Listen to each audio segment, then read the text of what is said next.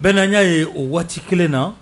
dɔw kɔni bɛ ka lettre sɛbɛn k'a fɔ ko premier ministre ka démissionner yala nin fɛn fila fana bɛ taa ne bolo fara ɲɔgɔn kan de ɲininen don k'a fɔ premier ministre plein a tɔgɔ kura kɛra de plein plein bol sisan plein midi o terme de bɛ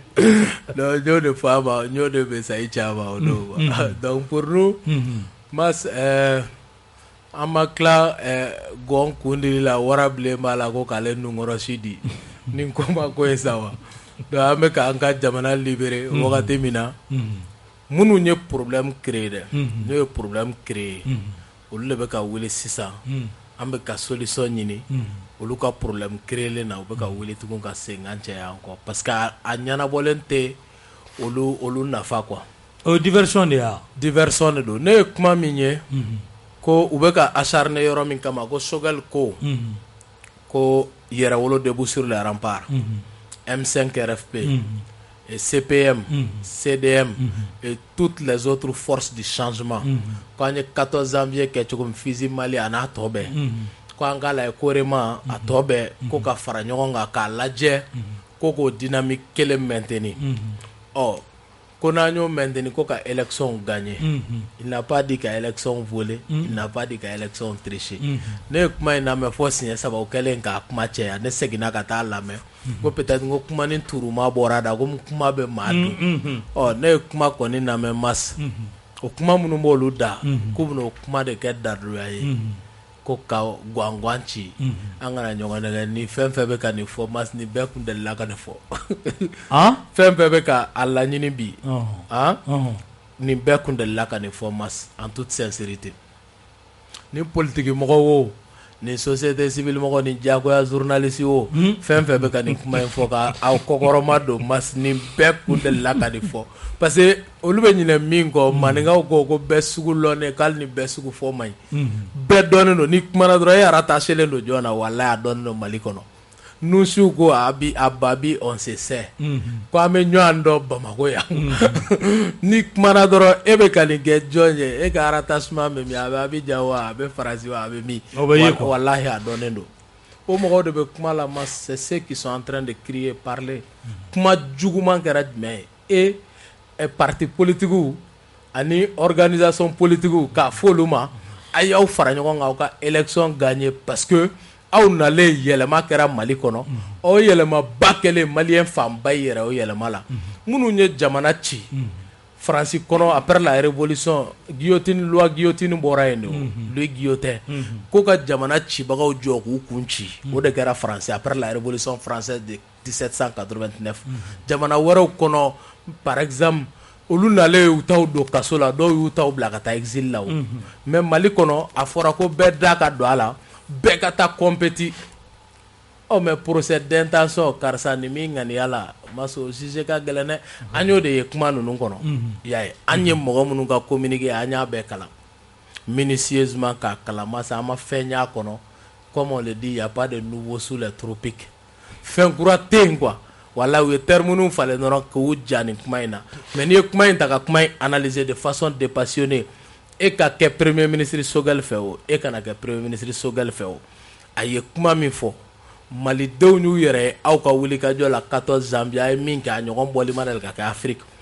a y'aw tigɛ di ɲɔgɔn ma aw kana kɛ iri kɔnɔ dɔrɔn aw ka kɛ institution na pour que jamanadenw ka laɲini ye min ye ni aw de y'o yɛlɛma ba demandé aw k'o baara bila sen ka jamanadenw ka lafiya jamana ka lafiya et ça c'est les jeux démocratiques olu yɛrɛ bɛ k'a fɔ k'u bɛ démocratie min nɔfɛ wa mɔgɔ kelen pe t'a la masse min kun tɛ IBK kɔ o la n'i ko k'i b'u tɔgɔ fɔ dɔrɔn i b'a fɔ dɔrɔn ko IBK mɔgɔw donc minnu ma jɛ e ma ye hali a dɔw bɛ CNT yɛrɛ kɔnɔ a dɔw bɛ transition organe kɔnɔ mais olu de ye IBK mɔgɔw ye quoi u bɔra ka communiqué kɛ masse parce que pour dire que o ye tiɲɛ ye quoi u b'o sira in de kan quoi olu bɛ bɔ k'o communiqué de kɛ ka taa o siratigɛ de fɛ donc nin tɛ waati ye quoi k'a ɲini wallahi non seulement nin tɛ nin kuma in waati ye mais ninnu bɛ occasion bɛɛ ɲini chaque fois ni malheur bɛ Mali kan o de y'olu ka bonheur ye Mali ka tɔɔrɔ o de y'olu ka hɛrɛ ye an bɛ don min na ko bi c'est pourquoi ni fagali kɛra i b'u kɔnɛ ka bɔ ka communiqué kɛ communiqué kɔnɔ u bɛ Mali fanga de jalaki parce que olu bolo tous les coups sont bons pour abattre ton adversaire politique hali n'o y'a sɔrɔ a bɛ k'i ka jamana de ni kisi parce que olu bɛ waama ni yɛrɛkun de kɔnɔ ne yɛrɛ bɛ n ta sɔrɔ cogo di k'a dun anw bɛ kɛrɛfɛ munna an ka mankan ci justice kana na ta ka ɲɛsin anw ma minnu ye jamana nafolo tigɛ fila la dun o kule de bɛ senna mas sinon n'a bɔr'o la concrètement n'u ye kuma fɔ walayi ni tiɲɛ bɛ kuma kɔnɔ an b'o labɔ an maliden ɲɔgɔnw don an ko tiɲɛ ye mumini ka fɛn tununi ye hali n'a bɔra maa da min kunkolo man di da a minɛ i ka baara kɛ n'a ye a b'i nafa a bɛ jamana nafa mais tiɲɛ ma b'u da min bɔr'u da yɛrɛkun ɲini an bɛ ka occasion ɲini ka se ka transition kɛlɛ o kumaw de bɔr'u da mas et ça jamanadenw tɛna na o ja u la wa maa maa b'i yɛrɛ kalama i b'a dɔn ko nin kuma ninnu b'u da kabiri a daminɛna o kuma de b'u da o kuma kelenw de ye nin ye donc pour dire que nin ye non événement de e ma ye mɔgɔ ma kuma kɛ yan mais don o don n'u b'a dɔn u kuma ko tan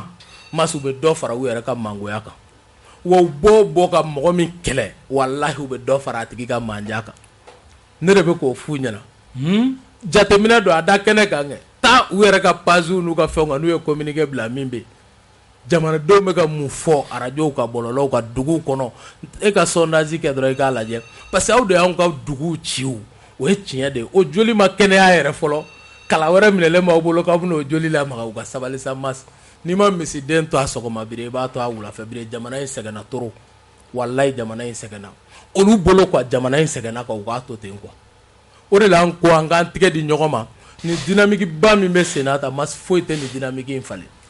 foyi t'a falen aw tɛna wuli ka bɔ ko ne fana ka gɛn ka bɔ CNT la ne ye nin kuma fɔ a mɛnna o place de l'indépendance la n ko ala kana mali fanga nɔgɔya son si ye tugun ala kana mali fanga nɔgɔya faransi sago si ye tugun n ko wa an b'an organiser et nous allons continuer avec la dynamique pour libérer la patrie ka mali den sɛbɛ dɔ yɛrɛwolo dɔ halala dɔ silamɛ dɔ min bɛ jamana in fɛ a bɛ hinɛ fantanw na jamana in kanu b'a la a pɛrɛnnen k'i ni ka jamana kumabɔ an b'o den sɛbɛ dɔ ta ka sigi mali kunna pour que mali bɛ taa ɲɛcogo mali bɛ lafiya parce que an ye baaraba min daminɛ faransi jɔn mana na faso den jugu mana na a b'i tigɛ di kɛnɛma jugu ma jamana den sɛbɛw bɛ faga jamana bɛ sigi a sen sabara kɔnɔ jamana ko banna mas o de ka d'u ye an k'an man k'u to yen u ka segin ka na après la transition ka jamana minɛ tiɲɛ tɛ dɛ u bɛ ka sogo de mais ni ala sɔnna a ma an bɛ continuer dynamique fɛ fo ka jamana kumabɔ Kuyate jamanaden bɛɛ bɛ se ka fara ɲɔgɔn kan ka kɛ hakilina kelen ye o bɛ se ka kɛ mas vous savez yɛrɛwolo ye ko dɔ de kɛ u bɛ diyagoya k'a assumer u ka nɔgɔ mɔgɔ ma ni ye sujet ban mɔgɔw bolo sujet banna mais c'est sujet banna de koyi i b'a dɔn fɔlɔ mali débat politique a bɛɛ kun ɲɛsinnen don fanga ɲini o fanga ɲini nɔ kan dɔ bɛ dɔ buruja pour que ale ka manja dɔ kan sisan a fɔra ko sujet n'a bɛ sujet kelen sujet unique le Mali o de kama bagi gɛlɛla defu gɛlɛyara sujet unique ni Mali ko kuma t'i da k'i ka bɔ classe kɔnɔ cɛ e dun ma foyi kalan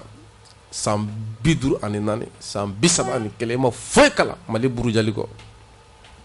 e ma foyi kalan i bɛ se ka Mali janfa cogo jumɛn e ma foyi kalan i bɛ se cogo jumɛn na ka Mali bila jɔnya juru kɔnɔna na e ma foyi kalan la ni ɲɛ b'a la Musa Marako kɔsani na Kuyate i bɛ Marako bi dɛ n tɛ Marako wagati min na Dayiru ye nin kuma ninnu dɔ fɔ vraiment je suis allergique à ces choses là non i wulila nɔ voilà ne t'a fɛ quoi ko an mago bɛ miliyari 1000 de la quoi ko an tɛ se k'o sɔrɔ an yɛrɛ ko f'an ka t'o ɲini kɔfɛ mɔgɔw bolo donc i m'a ye o bɛ Maliden ni hɔrɔn ni jamanaba in bɛɛ miliyari 1000 u b'a di jɔ la e ca k'an mago bɛ miliyari 1000 de la 1000 pour que gɛlɛya man kan ka se ka bɔ kɔnɔ Marako de Mara il est, je crois, à la formation, il est comptable. Bon, d'accord, ça se expert comprend. comptable. Bon, expert comptable. Tu vois, donc, c'est vrai. Je sais que mas n'a pas quoi qui gagne ma tout nous double sara quoi. Je dois dire avant d'offrir sa vie à quelqu'un, il convient de réfléchir à qui à quelle cause il faut surveiller. Oui, son katanga jamana taka 10 ans. Parce que comme militaire baklen sera les Mali connaît à quoi jakaraka fanganda nyaga bolanga. A fotini wallahi a fotani miliyari 1000 kanga sabali an kana kɛlɛ don ani bɛɛ cɛ miliyari 1000 n'a mago b'o la san quoi donc ko kɔrɔ a tɛ k'a fɔ 1000 milliards de dollars ou 1000 milliards d'euros n seginna k'a la mɛ CFA de ko don n ko yala n y'a to ala ma nin fana kama kalmi na donc pour i kan ka se ka bɔ o la nga se ka bɔ nin crise minnu économique ninnu kɔnɔ quoi ko milliard ba kelen mas jamanadenw bɛɛ tɛ se ka fara ɲɔgɔn kan parce que ne delila k'o fɔ ni n balimamuso dɔ ka débat la n'o ye Kiyatu fo fana n ko a ma fara ɲɔgɔn kan ye fɛn fila de jamana ko la minnu bɛ fanga la donni min na o ni jamanaden fanba ka ɲɔgɔn kan fɔ a banna sinon kɛrɛfɛmɔgɔ minnu bɛ yen n'olu ye fanga ɲinina ye olu kalenna de ye olu bɛ se ka bɛn fɛn kelen min na dɔrɔn o ye ka faso ci ye sinon olu ti bɛn k'a fɔ k'u ka faso jɔyɔrɔ abada ouais parti minnu kɛra an ka jamana kɔnɔ masi n'u kun bɛnna k'u ka faso jɔ a kun tɛ bin mais o binna min kan o de y'an ka ci u ye ɲɔgɔn dɛmɛ o la o kɛra anw ɲɛna an y'o vécu parce que don min na yɛrɛwolo bɛ sigi yɛrɛwolo ka financement a kuma fɔlɔfɔlɔ min fɔra ko min bɛ k'a financer n ko kɛra IBK de ye a fɔra ko IBK de bɛ k'a financer o yɛrɛwolo sigi wagati a fɔra ko min bɛ k'a financer ko IBK de don ko parce que ko nin laɲini ye ka mɔgɔw ka attention bila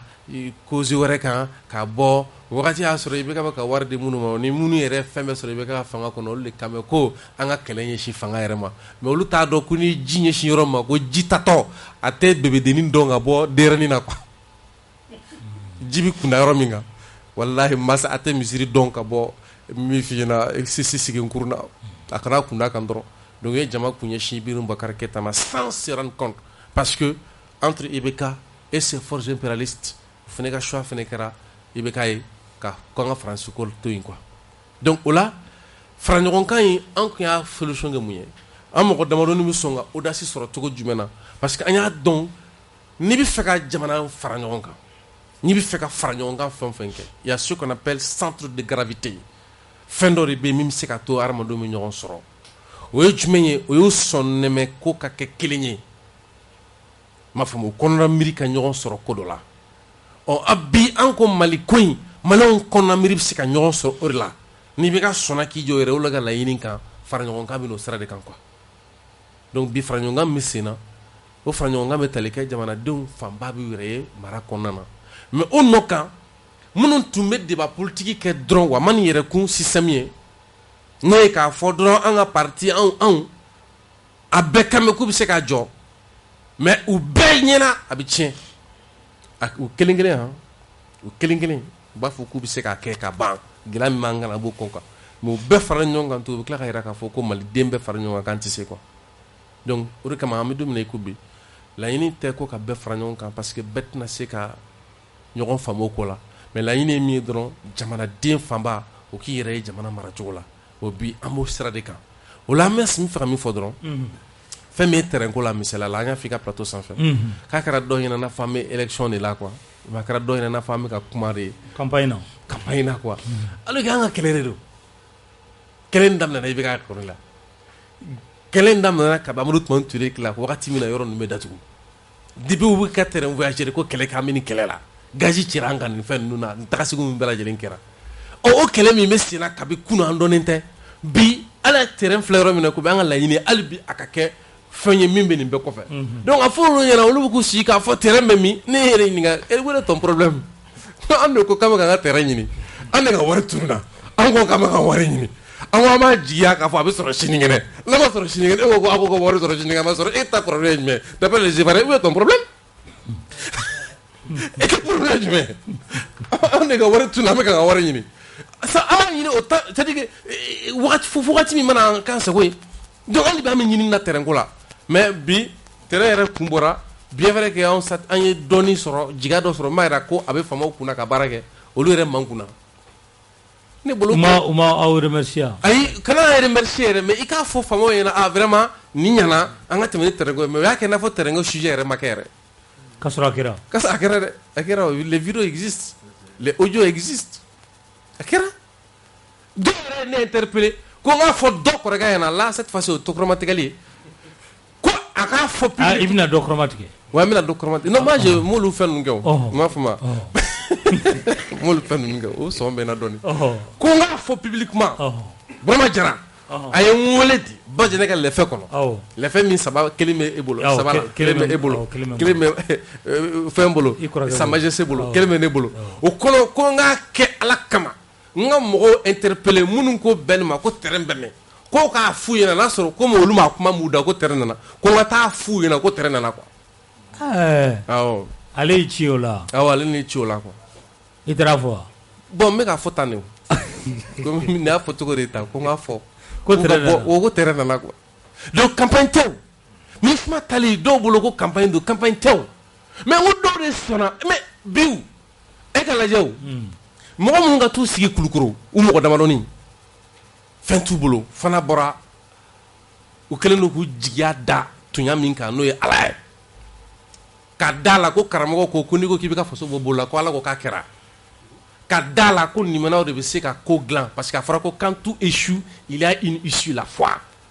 ka da la k'a fɔ ko nin jamana in yɛrɛ wolodenw ka ca n'an bɔra ka tabali gosi u bɛ ɲɔgɔn sɔrɔ nin kɛlɛ in kɔnɔ se fɛn fɛn kuma ye o donni ma a bɛɛ filɛ nin ye olu k'a fɔ k'an bɛ Faransi k'an ka jija ka Faransi gɛn san 2 kɔnɔ pour que ka tɛmɛ ni jamana jɔli ye e t'a dɔn k'olu t'e ka ci la e min sigilen don Faransi mais min Faransi taara et ton problème c'est quoi quel est ton problème parce que souvent n'u kumana ni ne kumana ta a bɛ kɛ i n'a fɔ ironie de don quoi mais ne t'a faamu quel est ton problème quoi. aw de ko k'aw ye Faransi gɛn. aw de ko k'an b'a gɛn c'est notre combat à nous a bɛ k'an de tɔɔrɔ ne ko sisan n bɛ n ka bana furakɛ quoi ah ne bɛ ka n ka bana furakɛ ne ka bi ka jigiya k'a fɔ ne taara clinique Masi Jalo la n ka bana bɛ furakɛ ne bɔra e ko i ko k'i bɛ taa clinique Masi la k'i ka bana furakɛ i ka bana ma furakɛ a filɛ nin ye quel est ton problème où est ton problème je ne te comprends pas e b'a dɔn Masi fɛn bɛɛ la cɛ souvent mɔgɔw bɛ yen ni b'u lamɛn n t'a faamu i ka comportement kɔrɔ ye mun ye quoi. Je dis souvent, oui, c'est pourquoi je le dis comme ça en riant, parce que souvent ça me fait rire quoi. Et t'es fou famille. Mais tu fais famille là quoi. Et quel est ton problème? On ne veut pas signer là, on ne veut pas boliboli que, car c'est nous que, menacer bolle quand. On lui dit nos fins de la jamana kono, fin de la no, ou comme elle nous la jamana kono, car ça va bouquer nini, ou nikan korodo, ou beau chili là, ou yore famo, ou go bemina nodi, on le veut barake. Et ta problème du mais quel est ton problème? Il n'y en a pas. Donc ils sont en train de créer des faux problèmes. Souvent, on n'a pas ce temps. On doit évoluer. Donc, en même temps, ce que Mali connaît, wakati chama ayani ka fo yele maka do ko la mas ni yele may ati mo bula bala de bolo mas abela de bolo mas comme ya keni farankane ka buka kuma na ni o fina ngo farafina kele chaman karanya de ma fomu mais farafin den famba Mali den famba ka yere ko la changa kele kono masini nyondo do warala de ne rep se ka fo ne ta do are ka fo kado kera farafina ya ko mo nana so o latan fo ka ke yere ta domble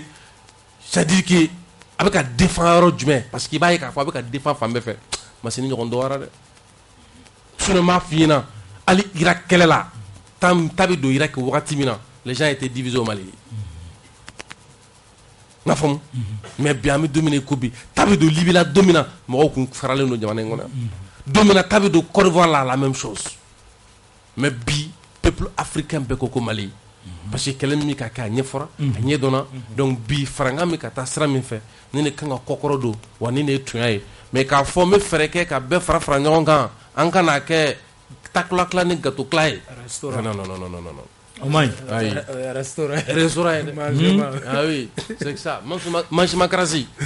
Non. Tabarkala. Ben, Assimi décret boka foko CNT ko kotaw klaleno. Yala krolen kon la nya e dobi ulu koninka ndafamayu la quoi. CNT kon la. Ulu be boala walma krobe na fara ulu kantia. Non, au fait, remembrement élargissement de l'eau. Derbna fara jama chaka. Assizou a demandé tout comme le cas 121 à Coca assemblée Korotaïe, donc 147 Coca Code. Donc, moi, maintenant au clé de répartition. Je pense que le président a déclaré Taliko de cas. Moi, nous avons corporation nous dossier pour que ça soit davantage plus représentatif. Et voilà quoi. Donc maintenant. Ne me fais qu'un son ici qui est le ministère transport connaît ma masse tellement ou gali terrago quoi jara le wele quoi kabila ta kai quoi elle souhaite que kaka ta nyoko be wala ko lolo hitita parce que ama d'abord to ni ngama masse e ma media chama ene welere comme en bas en fait était PCFM PCFM fait c'est la radio de la paix et pour la paix donc au kama o y'a yɛrɛ ta ye quoi c'est pourquoi sinon média caman ye ne wele wa kuma terrain ko kan donc an m'a dabɔ kama halisa an bɛ k'a ɲini mɔgɔw bɛ lafiya cogo min na donc ka taa ɲɛfɛ mas i da sera question min ma laɲini min bɛ ko kɔfɛ parce que toujours yɛrɛ wolo b'o de traiter ni ko kɛra mɔgɔ caman jama fanba bɛ da analyse superficielle la a dugukolo sanfɛlaw na yɛrɛ wolo va en profondeur k'a soni k'a dɔn mun b'a kɔnɔ mun laɲini bɛ yen mas ni déclaration ye mun ye walayi ala u ɲɛ bɛ u ta tɛ yen tugun maliyɛnw y'u fɔnɔ ils sont vomis par le peuple malien maliyɛnw tigɛr'u la u ye transition jɛ u ma se k'u tigɛ da transition kan après transition o ye élection période électorale crise wuli ka nɔgɔn quoi u ka ladɛri ye ka crise électorale de wuli comme ils l'ont fait en Côte d'Ivoire o de la kabiri élection ma se kalo mugan i kiri à la fraude a ma daminɛ fɔlɔ yɛrɛ élection ma surunya dɛ collège ma convoqué foyi ma kɛ à 20 mois des élections ko a y'aw labɛn aw ka taa élection gagner o de fɔra dɛ a ye taa élection gagner ko dɔrɔn pe kama ah non mas ko fanga bɛna yɛlɛma ne b'olu ɲininka o minnu ka communiqué bɛ yen ni tere ta b'a la IBK kun tɛ président ye yan a ka premier ministre kun tɛ Sumaworo Bobo Mayiga yan Asuma tɔgɔ signalen t'a kɔrɔ yan u ma élection organisé yan Bobo ma nommé IBK fɛ yan élection ma kɛ yan mas a problème bɛ min i yɛrɛ b'a ye ko kun ni ju yɛrɛ t'a kuma la an bɛ kɛlɛ labɛn na dɔrɔn walahi o de ye nin même jeunes de wele quoi parce que ni ko bɛ kɛ jeunes de bɛ à la base an y'a ye Côte d'Ivoire mɔgɔ 5000 sara kɔfɛ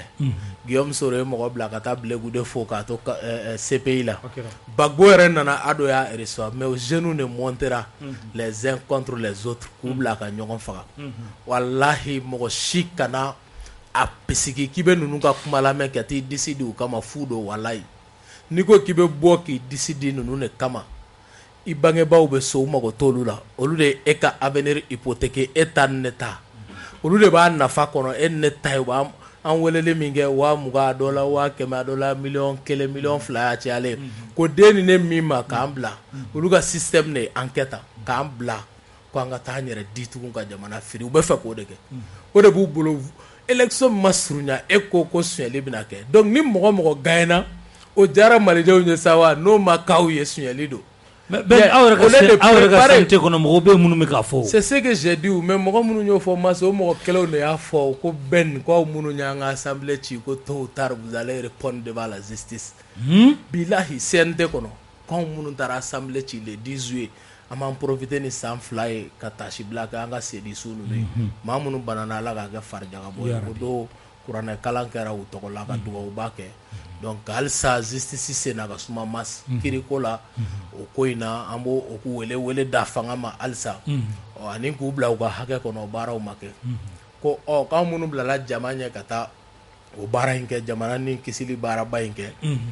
ko anw na o ɲɛnabɔ don dɔ kiri ɲɛkɔrɔ pour dire que hali n'u b'i kɔrɔ u t'i fɛ quoi parce que e kɔrɔ u tɛ ka dunta sɔrɔ jamana jɔ de bɛ u b'i kɔrɔ ye fanga t'u la ye mais hali ye u b'u lamaga k'a essayer k'i firi u ti to yen hali ni nana n'u ye i kɔrɔ c'est pourquoi n'u ko a y'a dayɛlɛ dɛ a y'a kɛ gouvernement d'union nationale ye a ye nin kɛ ne b'a fɔ n ko mangement don walayi gouvernement tɛ mangement don c'est la mangécratie comme Siriki l'a dit et non la démocratie u b'o baara de nɔfɛ donc kisi tɛ o min tɛ bɔn tɛ o olu de y'o ye an ka na dɔrɔn k'a dun jamana an mago tɛ jamana la u b'o baara de la donc o de y'u ka taabolo ye ko o fɛngɛ ninnu kɛ bɛɛ ka o bila i kunkolo la ko laɲini min b'u bolo dɛ tigitigi laɲini in ye crise post électorale de ye wa ne b'a dɔn malidenw tɛ don a kɔnɔ quoi parce que malidenw tigɛr'u la quoi bien vrai que u b'a fɔ campagne wagati u bɛ wariw bɔ u bɛ mɔgɔw kɛ tan masse mais mɔgɔw tɛ tugu kɔ k'a fɔ k'u bɛ t'u ka jamana ci ninnu kama quoi o maliyɛnw tɛ yen bilen quoi o maliyɛnw tɛ yen tugun ne dalen don peuple malien na masse wa ne dalen yɛrɛ de don peuple malien na k'a ye kɛlɛ in faamu quoi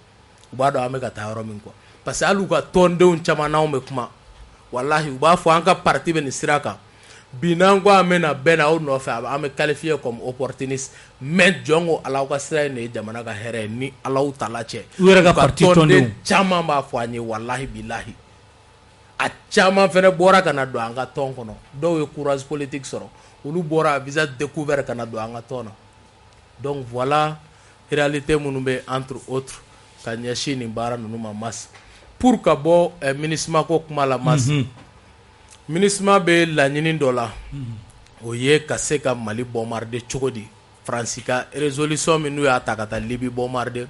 o résolution kelen autant ko tiɲɛ don wa u bɛ k'o baara de bila sen kan tiɲɛ don Mas autant tiɲɛ don u y'a a ŋaniya bɛ yen quoi c'est pourquoi j'ai dit que an ni Russie ka tɛgɛ di ɲɔgɔn ma bɛ nin ba de la parce que géopolitique internationale bɛ ka falen quoi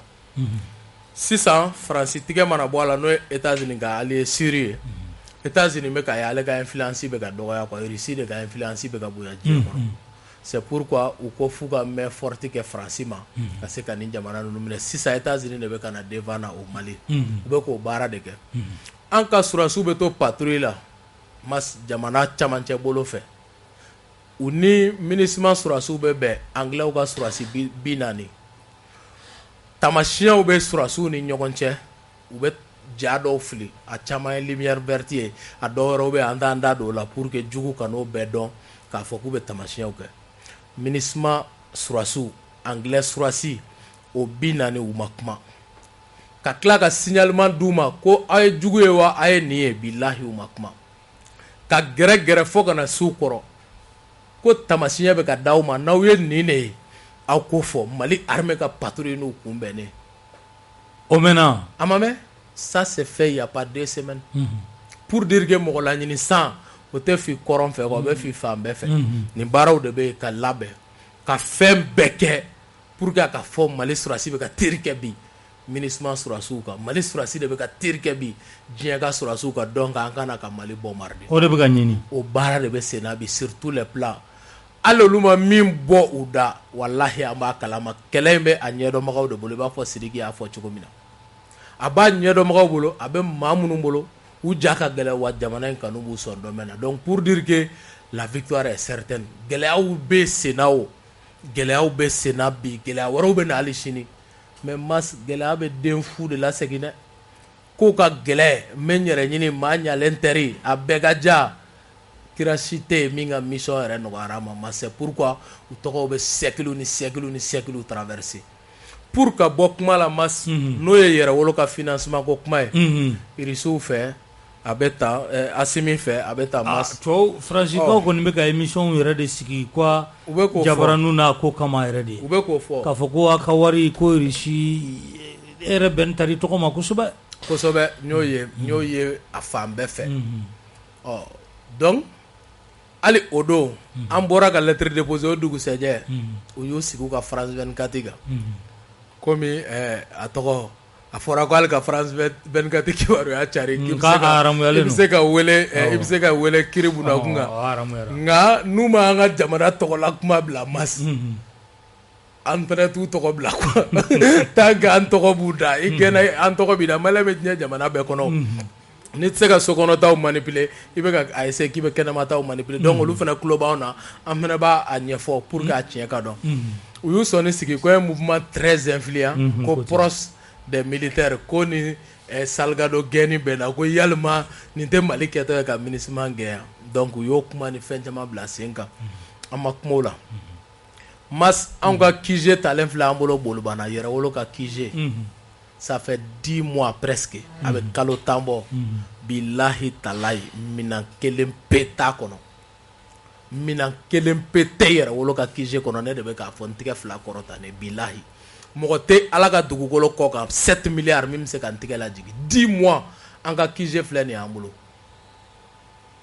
Poutine t'a dɔn anw ka kɛlɛ an b'a kɛ ni fɛɛrɛ jumɛn Asimi t'a dɔn an ye ɲɔgɔn sɔrɔ jamana ko la wa ni o jamana ko bilala Mas i b'a dɔn o don ko yɛrɛwolo ka conviction n'a ka sira ye min ye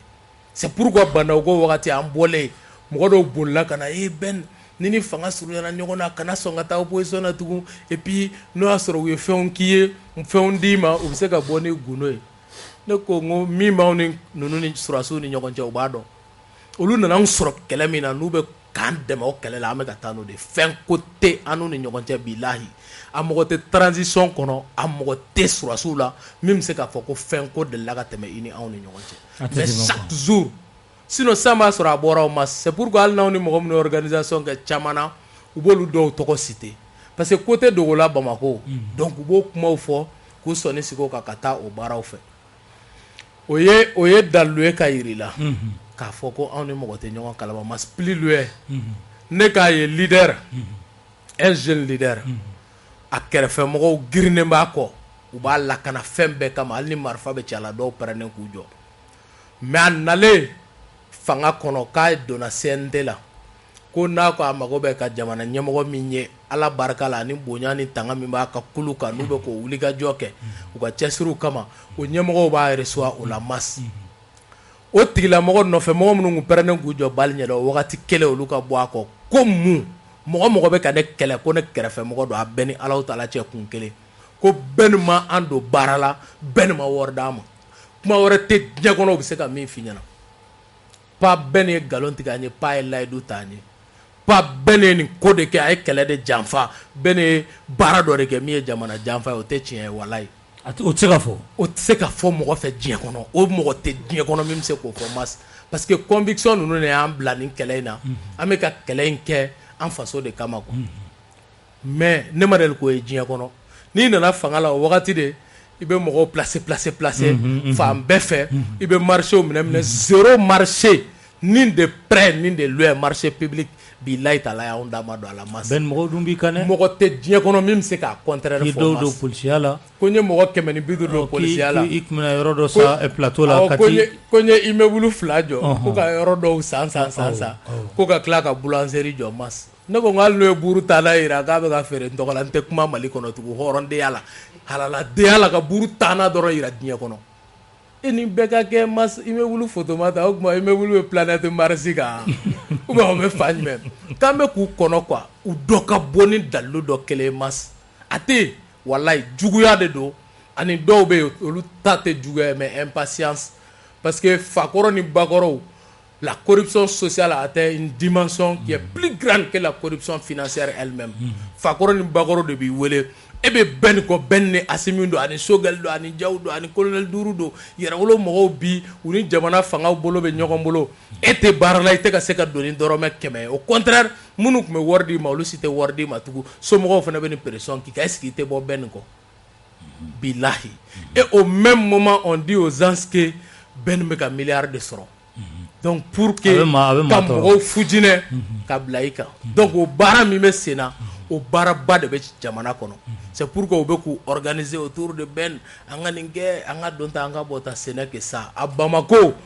anka camarade koro mununtara kelempe tala mime se ka boki be kuma wara fone nite. Akati munu be kuma la kelempe tala qui se ka boka kuma wara fone nite kele masni dorompe de do. Donc mais nous on reste serein. Parce que amba do ambe mission mi ngona amba korodon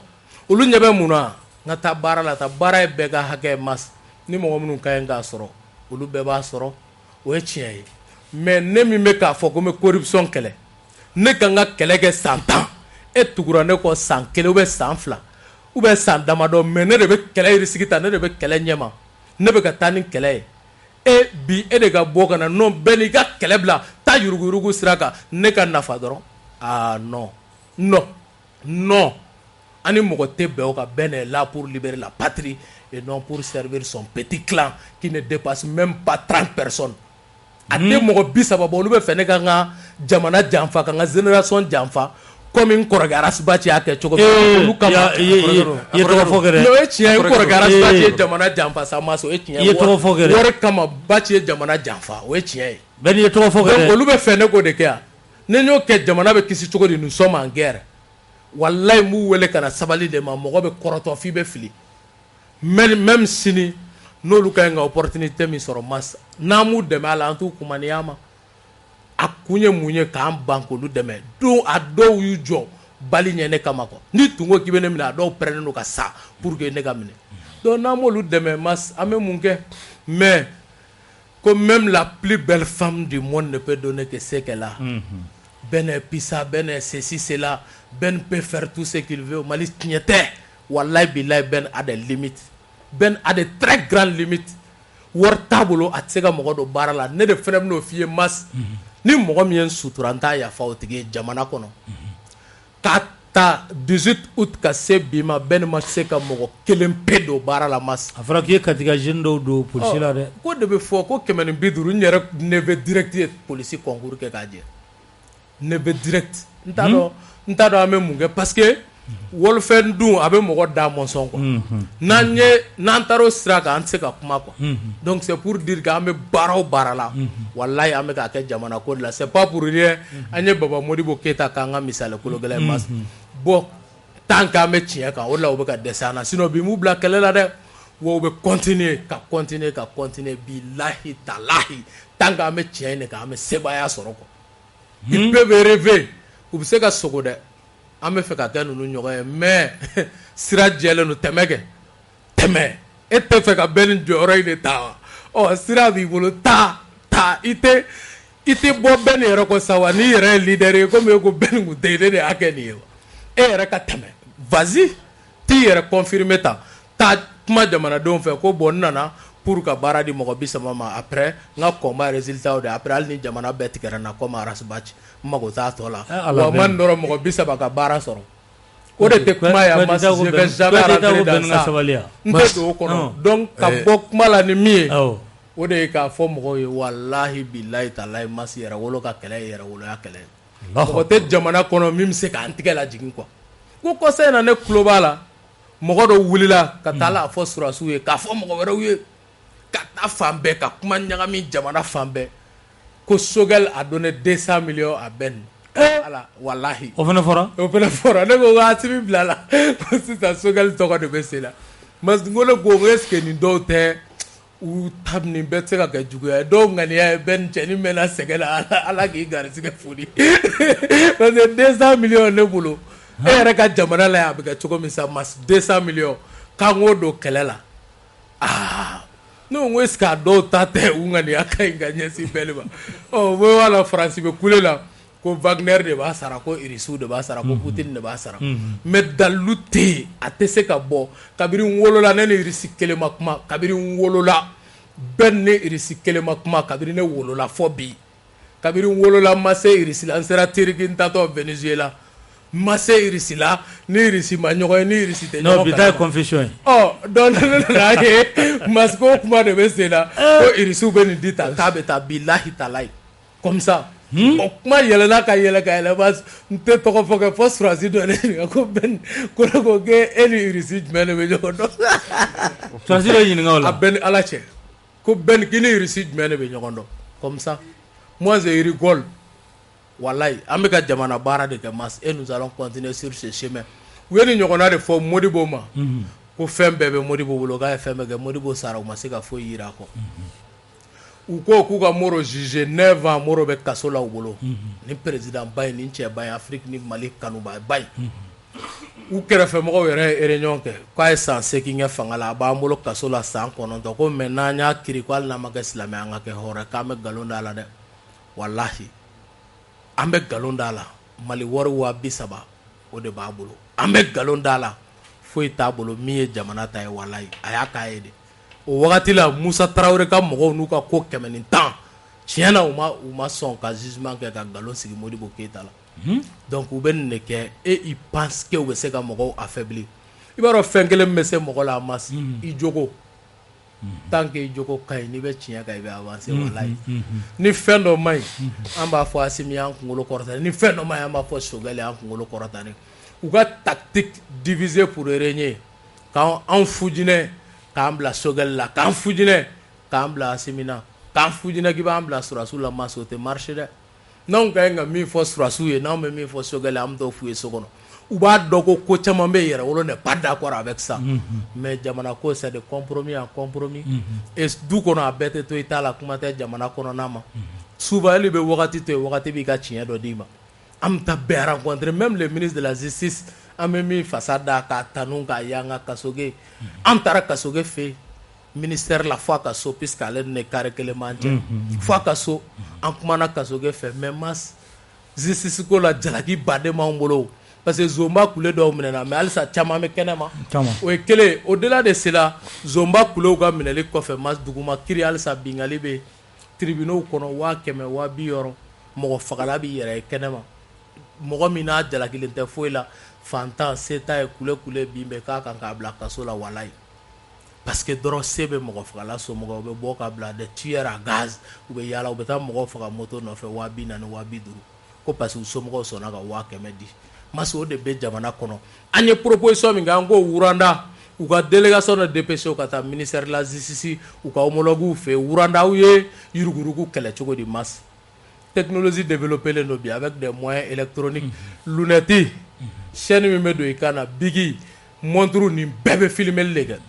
a ye taa tribunaux kɔnɔ a ye lanceur d'alerte fɛ mɔgɔ dɔw ka kojugu kɛ aw ka mise en scène kɛ u somɔgɔw ka kɛ lanceur d'alerte ninnu a b'o 2,000 dɔrɔn recruter essayer ni ministère de la justice b'u sara u ka se ka baara kɛ masse je te jure que 3 mois a bɛɛ ni Alahu Taala cɛ kiiri bɛ tilen école maîtrise zo min bɛ sujet feere masse a bɛɛ ni Alahu Taala cɛ a b'i tilen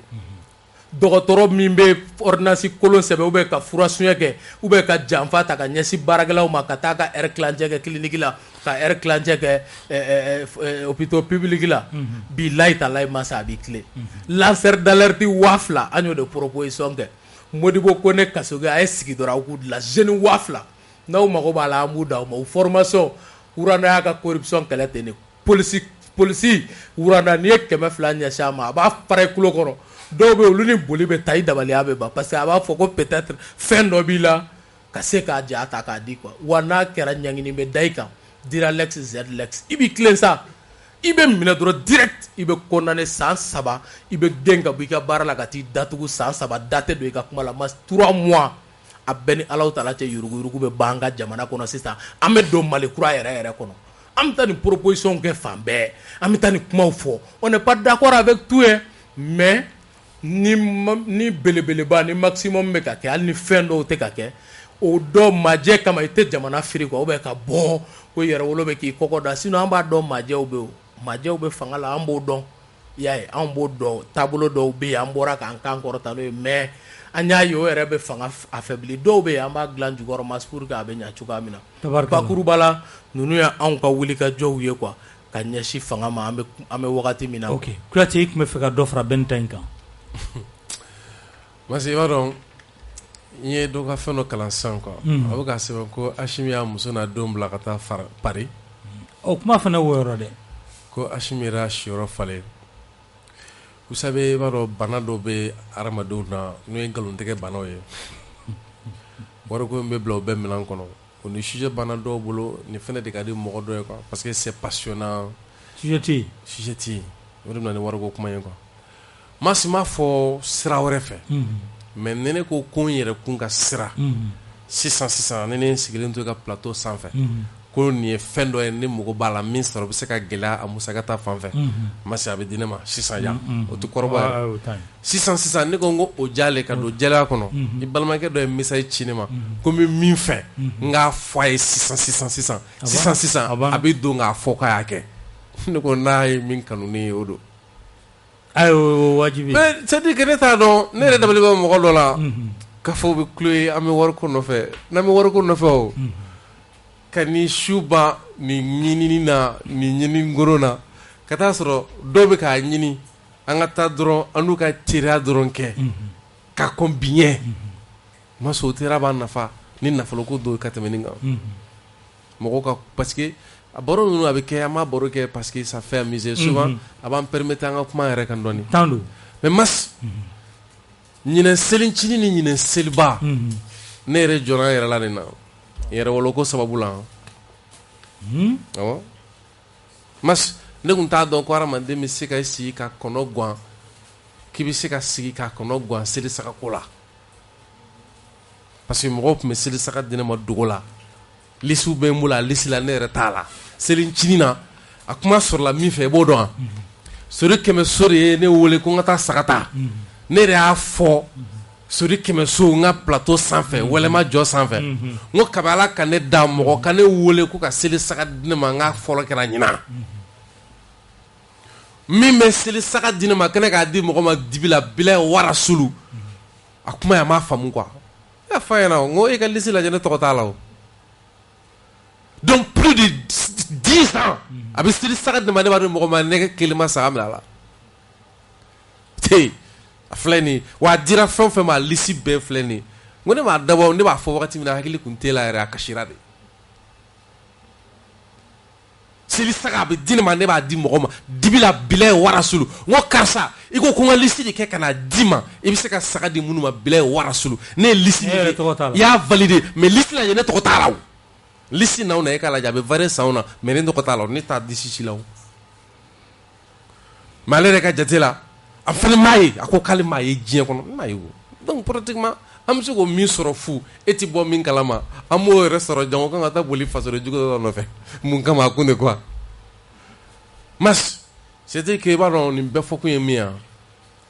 kɛlɛ min bɛ sen na faso kanu tɛ parce que u bɛ fɛ ka faso kanu de bɔ mɔgɔw dusukun na quoi kɛlɛ min bɛ sen na yɛrɛ o la tɛ parce que olu ka laɲini ye min ye o de kana kɛ n'o kɛra bala min don olu ka taabolo kɔnɔna na kɛlɛ ye min ye c'est que an bɛ ka min fɔ n'o ye malidenya yɛrɛ yɛrɛ tiɲɛ tɛ a bɛɛ nako de ye kuma in laɲini o de quoi sinon a tɛna fɔ k'u bɛ ka kuma mɔgɔ min kan k'u dalen t'u la parce que n'u jɛra koyi parce que n'u tun bɛ san sama sɔrɔ u san k'u don u ka parti kɔnɔ u b'o dɔn sa u b'u dɔn c'est que u t'u kun fɛ quoi mais nin fɔkun ye peut-être mɔgɔ dɔ bɛ se ka da u ka kuma dɔ la mais sinon u b'a dɔn n'u san fɛn don sama sɔrɔ u b'olu ka cucu la mais n'u bɔra olu dɔw sinon u y'olu dɔw dɛmɛni jɔ tuma min na a yɛrɛ k'a fɔ k'olu ye wari minɛ dɛ ouais an ye mɔgɔ dɔ kanu Mali kɔnɔ yan parti sauté fɛn dɔ bɛ yen an ye mɔgɔ dɔ dɛmɛ an seko n'a damayiraw la mais tuma min na a yɛrɛ k'a fɔ an yɛrɛ tɛ sɔn fɛn min ma ale sɔnn'o ma o de kama an bɔra ɲɔgɔn kɔ u b'o dɔn donc c'est des gens qui croient en nous mɔgɔ dalen tɛ an ka ɲumanya la dɛ mɔgɔ dalen don an ka faso kanu na an bɛ se ko la caman dalen don o la mais minnu bɛ ka nin caman fɔ o dalen don o ko ninnu fɛn bɛɛ bɛ ala cɛ u bɛ sɛbɛn la u b'a dɔn parce que olu de gɛrɛla an na u b'an dɔn b'an dɔn ba c'est comme n'a fɔ kira kɛlɛbagaw kira si mana dugukolo kɔ kan ko minnu y'a kɛlɛ dɔɔni kunda k'u t'a dɔn u y'a kɛlɛ ni yɔrɔbaya ni ɲɛngoya ni jɔyɔrɔ ɲini dɔrɔn de c'est pourquoi souvent i bɛ mɔgɔ minnu ye ka bi u kɔ parce que u dalen d'u ka kumakan na an bɛ ka kuma olu dɔrɔn de kama sinon olu yɛrɛ tɛ sinon masufɛn bɛɛ n'a cɛ u b'a dɔn an ye min ye u b'a dɔn an filɛ jɔyɔrɔ min na bi o jɔyɔrɔ e k'a lajɛ n y'a fɔ i ka kuma daminɛ na an bɛ taa tuba n'a fɔ sini wallahi mas a fɔrɔ la a musaka bɛ bɛn min ma o na an bɛna bɔli min kɛ n'o kun dalen don le 29 a musaka bɛ faralen ɲɔgɔn kan dɔw ka contribution an sigiyɔrɔnin na 280 fɛn bɛɛ n'ala cɛ a fɔli da la dɔrɔn a fɔli da la o yɔrɔnin na dɔw ka contribution 280 dɔw ta kɛra 20 dɔw ta kɛra 40 20 ainsi de suite ka taa mais mas bi mobiliw bɛ tiɲɛ o mobili tiɲɛko la yɛrɛwolo mɔgɔw ye ne ka mobili daji siɲɛ dama c'est-à-dire que souvent kuma dɔ ka ɲi quoi parce que nin tɛ i n'a fɔ bilen an bɛ ka kuma dɔw fɛ an bɛ ka kuma i n'a fɔ an b'an ka sanmelekɛyɔrɔ la mankan dɔ kun nana don kumaw cayara Musa Diallo a ye 1000 ci kungo di ma isa masi ka a daminɛ kabi 2012 ne bɛ activité fɛn o fɛn kɛ n ko ne b'a fɔ mais ne ka émission lajɛ mɔgɔ jumɛn ni Maliko yɛrɛ tɛ o mɔgɔ jumɛn bɛ ne ka émission lajɛ k'i bɛ segin k'a lamɛn tugun jɔn ni b'o kɛ ni Maliko yɛrɛ tɛ c'est que duba yɛrɛ tɛ fa kɔnɔ yɛrɛ mais k'a daminɛ 2012 fo sa n bɛ activité fɛn Ngorotɛ de b'a financer mais e k'a bɔ yen ne i bɛ activité bɔ yen min bɛ di k'a di i ka radio dɛmɛ i ka nin dɛmɛ n ka bɛ di e de ma n'i ye activité bɔ yen mais ka activité kɛ ka kɛlɛ kɛ ka tila k'i ta sɔrɔ o de tɛ se ka sɔrɔ sinon minnu bɛ ka kabako an na c'est pas sorcier a bɛ fɔ radio sanfɛ le mardi que les gens suivent u b'a lajɛ mɔgɔ bɛ contribution kɛ cogo min na. ayi nkalon t'a la n ko layidu talen don k'aw na o na yan émission ye 23h de mais o don an filɛ zoro la nin mais waso tɛ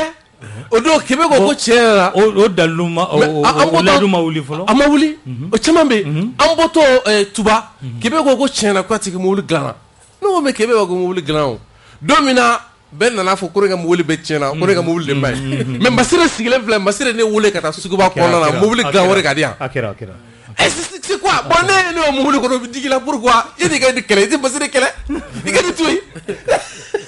c'est pourquoi ne bɛ ka ɲɛf'u ɲɛna u bolo ko je suis non ironie tɛ quoi n bɛ ka f'u ɲɛna e bɛ ne kɛlɛ mun na ne ka mobili dilanna e bɛ ka di m'o la ne m'a dilan Masire y'a dilan où est ton problème e tɛ Masire dɔn i bɛ n'i kɛ ne kan pourquoi qu'est-ce que j'ai fait donc o bɛ cogo min na machine y'a fɔ wagati dɔ kɛra kuma kun cayara ne ko bon a ka kan ka histoire kɛ mɔgɔ dɔ bɛ an ka tɔn kɔnɔ u bonya tayɔrɔ ye min ye an bɛna f'i ye an ko an bɛ yɛrɛwolo sigi ɲɔgɔn kan wagati min na an ɲɛ bɛ ninnu dɔw la ninnu dɔw tun bɛ kari lu ye an bɛ tagali minnu kɛ Kulukɔrɔ ou bien ka 200 di k'a fɔ an bɛ taa ni min kɛ ka fɔ o mɔgɔw bɛ yɛrɛwolo kɔnɔ ka b'a créer wagati hali sisan oui parce que u bɛ kuma a tɛ faamu quoi anw fɛ mun na parce que olu ka jate la fɛn de tɛ yen min ye danbe ye fɛn tɛ yen min ye diinɛ ye fɛn tɛ yen min ye fasokanu ye fɛn bɛɛ ye olu ye min miiri diɲɛ kɔnɔ ye quoi c'est pourquoi an tɛ se ka fara ɲɔgɔn kan an tɛ se k'o faamu quoi an tɛ se ka faamu et donc o bɛ cogo min na e k'a lajɛ fɔlɔ wagati kun kɛra par exemple i b'a dɔn ni fanga gɛrɛla ɲɔgɔn na bɛɛ ni min fɔ mɔgɔ caman b'a fɔ u bɛ fɛn sɔrɔ ka n'i ka kuma jaabi la quoi tiɲɛ yɛrɛ la CNT bɛɛ ni ka mɔgɔw ninnu caman bɛ yen CNT kɔnɔ quoi n b'o fɔ parce que ale ye CNT kɔnɔ mɔgɔ dɔ ye u tali kɛra handicapé jamana ma quoi tan don tiɲɛ yɛrɛ la dɔw kan ka gɛn a kɛra handicapé quoi a kɛra handicapé non bɛɛ ni dɔw kan ka gɛn hali mɔgɔ bɛ yen minnu n bɛ a fɔ n ɲɛna komi tiɲɛ n'i bɛ mɔgɔ ni i fɛla fɔ ne mɔgɔw kun kan ne yɛrɛ b'a tiɲɛ dɔn parce que danfara tɛ ne ni e ni masi cɛ ni ne ma se ka min dilan ne t'a fɔ e ye quoi parce que ne bolo n'i ye fɛn fɔ bɛnni ma ne ɲɛna ni ne ma se ka min dilan la a fɔlen bɛnni la a bɛɛ ye kelen nafa t'a la quoi mais mɔgɔ bɛ yen minnu ko ne ma ko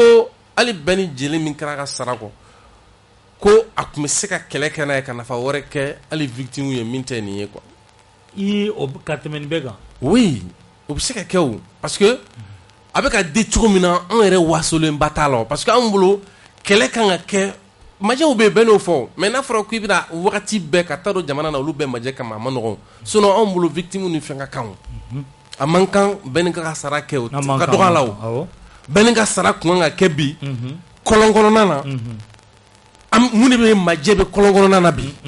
mun de majɛ bɛ bi périmètre kɔnɔ Silinge mun de majɛ bɛ périmètre na bi a bɔtɔ filɛ kɔnɔ Bangineda Kɔna yɔrɔ minnu bɛ yen nɔ olu mun de bɛ yen ka ɲini sɛnɛkɛlaw kɔriko kaba yan o boli ninnu filɛ n'a fɔra k'a fɔ ko kuma dɔ la an ka initiative dɔ an bɛ obligé k'olu bila parce que hali sansi sɔngɔko bɛ sɔn ka gɛlɛya n'an ka ma kɛlɛ bɛɛ fara ɲɔgɔn kan mais à supposer que bɛnni filɛ ye wulikajɔ minnu na CNT kɔnɔ ko CNT mɔgɔ caman parce que dɔw bɛ CNT kɔnɔ wulikajɔ la mais u bɛ ka wulikajɔ kɛ ka ɲɛsin mun de ma dɔw yɛrɛ tɛ fɛn na yɛrɛ mais et pourtant n'a sɔrɔ k'a fɔ ko a bɛɛ tun bɛ ka dɔ kɛ jamana ko la mais action de c'est-à-dire que contre l'action gouvernementale CNT mɔgɔ joli b'i yɛrɛ sɔrɔ a kɔnɔ mɔgɔ joli bɛ yen bi ko aw minnu filɛ ka nin baara kɛ an nana aw ka radio minɛ y'a ye k'a fɔ ni radio filɛ ne a ka d'an ye k'an se bɛ di radio ma mais an nana aw ka radio yɛlɛma k'a kɛ radio commercial de don mais an nana kɛ radio révolutionnaire ye a yɛrɛ fɛnɛ sɔnna n'a ma mais a mana b'anw na k'a fɔ ko bi seli bi se hali i tɛ se ka na ni i jɔ ni 241 masi nin di i ka fɛnw kɛ kama mais mɛlɛko don après tant d'efforts fournis parce que mɛlɛko don mun na n'i yɛrɛ bila masi place la i b'a dɔn min don quoi n'i yɛrɛ bila Umar Cɛfin Mariko place la i b'a dɔn min don quoi mais e ka lajɛ yɛrɛwolo b'u ka conférence de presse kɛ o conférence de presse a intégralité ne b'a jouer radio RFM kɔnɔ n tɛ maa ɲininka cɛ ko mɔgɔninfin i tɛ cɛ karisa ye mɔgɔ ye yɛrɛ kana kɛ wara ye mais o bɛ kɛ e ka lajɛ o bɛ jouer gratuitement pratiquement an bɛ se ka fɔ ten parce que an kɛlen don ka mɔgɔ ka radio ta ka jamana ko kɛlɛ kɛ n'a ye mais au delà de ça o fo de kama an bɛ jamana kɔnɔdenw ɲini kuma bɛɛ u ka radio ninnu sécuriser parce que bi kuma caman tun bɛ dugu kɔnɔ hali jamanadenw caman kun hakili papara mais u sigilen filɛ k'a la mais a bɛna nin basigi o basigi filɛ nin ye cɛ o fura tɛ docteur bolo dɛ cɛ o fura tɛ i bɛna e kan ayi o fura tɛ docteur bolo dɛ mɔgɔw nisɔndiya min ni kunnafoniya ni fɛn minnu sɔrɔ cɛ min fana ma se i bɛ diɲɛ docteur bɛ fara ɲɔgɔn kan u bɛ se ka mun solution sɔrɔ o la donc an bɛ k'o sacrifice baara minnu kɛ dɔw fana de kan bɛ k'a fɔ ko f'u b'a ɲini kuma bɛɛ bannen kɔfɛ sisan ko 200 millions ni 200 millions i ne masa ala k'u da kɛ bɔ i ka mara la yɛrɛwolo bolo donné 200 millions kɔrɔ olu yɛrɛ b'a dɔn o tɛ fili o parce que problème ye min ye minnu bɛ ka nin kuma yɛrɛ fɔ quoi concrètement u yɛrɛ ɲɛ bɛ wari fɛn jumɛn de la a ko kɔnɔ quoi a ko filɛ sa o concrètement Ben ka kuma kuncɛ oui ka kuma kuncɛ mas o ye k'a fɔ maliyɛn bɛɛ k'a dɔn kɛri dimi b'anw na MINUSMA ye infirmier donc o tigi tɛ se k'e ka bana furakɛ quoi dusukun dimi bɛ maa min na a telekun furakɛla o ka alcool ni bétadine ta k'a kunda i kan i ka bana fura t'o bolo n'i ma i sɔbɔ la ka kɛri dɔgɔtɔrɔ ɲini i yɛrɛ la parce que i t'o don a la siga t'a la donc o kama ka maliyɛn bɛɛ wele an bɛɛ k'an mobiliser n'aw ye MINUSMA mobili ye a y'a fɛn o fɛn a y'aw tigɛ kɛta u la ko bayi bayi au revoir k'u ta kuma sera a ye au revoir d'u ma révolution intelligente don sans violence aucune vendredi 5 août an bɛ ɲɔgɔn sɔrɔ palais de la culture kɔnɔ ka kɛɲɛ ni insécurité ni fɛn min bɛ jamana kɔnɔ ye mas an ye goudronba to fɔlɔ nka le 22 septembre o b'a sɔrɔ disposition caman taara mas n'o y'a sɔrɔ MINUSMA ma bɔ anw ka jamana kɔnɔ a bɛ gɛlɛya dɛ le 22 septembre 2022 mars o de b'u bolo donc le 5 août an ka ɲɔgɔn sɔrɔ palais kɔnɔ o ye palais de la culture kɔnɔ Badilabugu k'an ka dusuma kasa jira ka ultimatum nin tintin ka ɲɛsin MINUSMA ma ka b'o la mas an b'a dɔ ka ja sɔrɔ an bɛ ka se a yɛrɛ wagati min na a ye video kɛ k'a bɛ aéroport yɔrɔ la a bɛ kaba sɛnɛ yen san 20 donc ko surasiw ye disposition minnu ta ka ɲɛsin aéroport ni yɔrɔ caman lakana ma k'u ye kabatu ninnu bɛɛ kana pour que cogo min na u ka angle de vue bɛ bonya jugu kana ni dogo t'u la ka gɛrɛ ka wale jugu kɛ donc an b'a ɲini vraiment jamana sanfɛ legelege ɲɛmɔgɔw ka an ba in dɛmɛ u ka musokɔrɔba in dɛmɛ ani maa o maa b'a ka foroba yɔrɔ la a ye damakasi kɛ a ye dugawu kɛ ka ɲɛsin fanga ɲɛmɔgɔw ma k'a fɔ vraiment ale ka dɛmɛ dafalen b'u kɔrɔ et que ale ka foro tɛ foyi ye armée lakanali kɔrɔ ani jamana lakanali kɔrɔ ko nka a b'a ɲini n'a sera ka boloma dɛmɛ cogo min na vraiment an b'o wele da donc an bɛ tila tugun ka se a se yɔrɔw la radio wele dalen kɔfɛ donc an bɛ tila ka se a mɔgɔw ma tugun k'a lajɛ u bɛ se k'an ba in bila a ka hakɛ kɔnɔ cogoya min na donc bakuruba la mas ninnu de tun bɛ anw bolo bi ka lase ka foli di bɛɛ ma jamana kɔnɔ ani jamana kɔnɔ. Adresse à la nation o ye le combien? O ye le 4 de le 4 an bɛ wele bila jama ma salle kɔnɔ salle kɔnɔ an bɛ wele bila jama ma mas ka na a tɔ fɛn fɛn bɛ yen an bɛ bɔ n'o bɛɛ ye komi an ye kɔgɔ dɔɔni kɛ toriw kan bi lamaga minnu bɛ kɛ ɲan'o cɛ basi ni Ala sɔnna a ma an bɛ ɲɔgɔn sɔrɔ yan cogo min na jamana ni bɛ se ka kisi mas parce que kuma ka ca mais wala y'a tiɲɛ ka dɔgɔ puisque min bɛ sen na argument fila est-ce que mɔgɔw bɛ kɛlɛ la kun min kama est-ce que la cause est noble kɛlɛ in bɛ jamana kumabɔ wa fɔlɔ n'u y'a essayer ka kɛlɛ in lagosi u dɛsɛra jamanaden bɛɛ ko kɛlɛ in b'a kun bɔ fo jɔnya juru ka tigɛ o kɛlɛ in de y'a yɛrɛ fɔlɔ a tɔw an bɛ sɔrɔ k'o ɲɛɲini jamanaden bɛɛ b'o kɔnɔ sisan filanan jɔnniw bɛ ka combat in porter la crédibilité des leaders qui portent le combat fo an ko crédibilité kari u y'a ɲini ka kɛlɛ lagosi u ma se sisan u bɛ k'a ɲini k'u bɛ leader lagosi mais walahi u tɛ se parce que leaderw y'u sigiyɔrɔ furan quoi mas u y'u sigiyɔrɔ furan u wasalen u sewalen majigin dan kɔnɔ quoi walahi bilahi taala u b'o de fɔ wa mɔgɔ tɛ yen quoi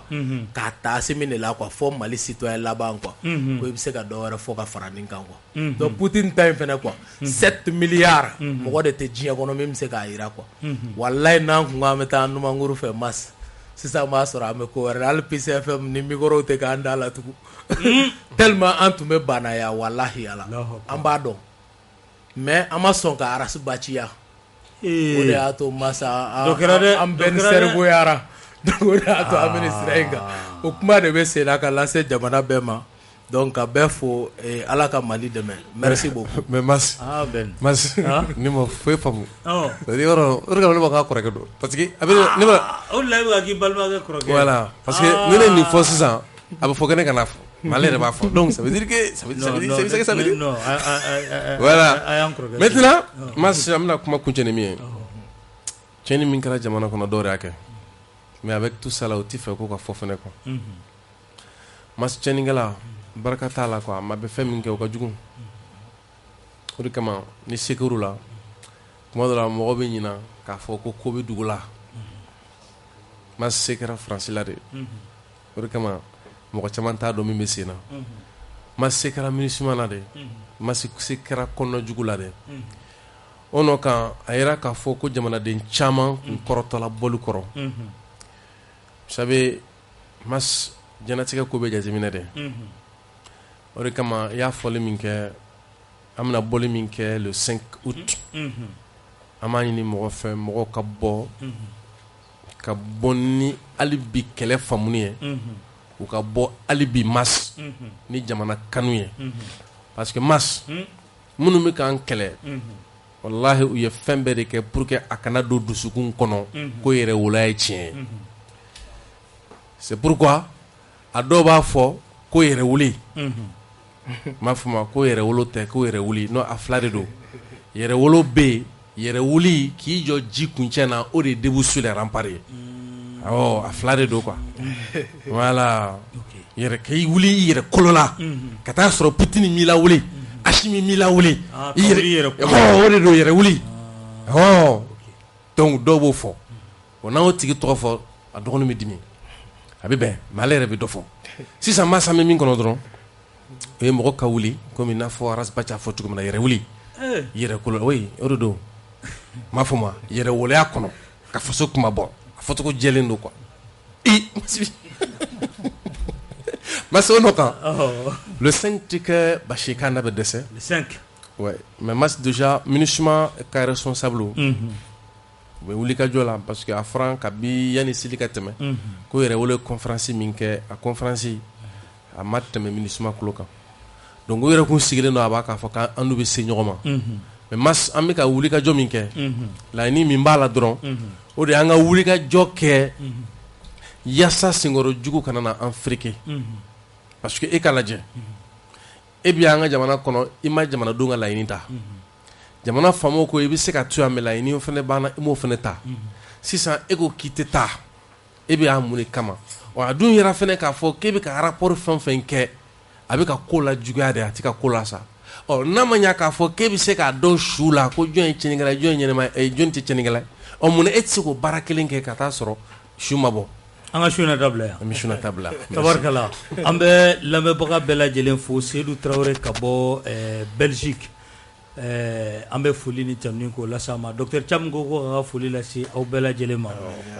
an bɛ Masire Magaji fo a nana jɛmukan kan a suit